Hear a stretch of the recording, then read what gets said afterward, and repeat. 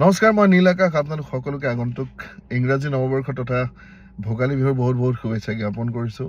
আমি এটা খুব ভাল খবৰ দিব বিচাৰিছোঁ যে আমাৰ সকলোৰে অতি মৰমৰ ৰাংঢালীখনে এইবাৰ 25টা বছৰ গৰকিছে আৰু তাৰ কাৰণেই কৃষ্ণদাই কিমান যে যো-জা কৰিছে।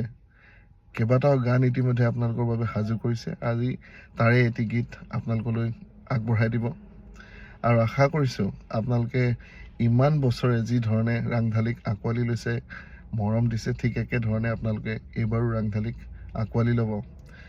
ৰাংঢালীখনৰ লগত জড়িত মোৰ ঢেৰ কাহিনী আছে। মোক প্ৰথমবাৰৰ বাবে মই গীত গোৱাৰ সুযোগ পাইছিলোঁ ৰাংঢালী 2011ত।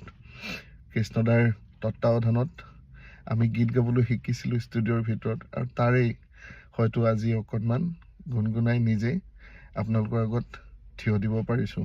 গতিকে ৰাংঢালীখনৰ ভূমিকা, কৃষ্ণদাৰ ভূমিকা যথেষ্ট আমাৰ জীৱনত।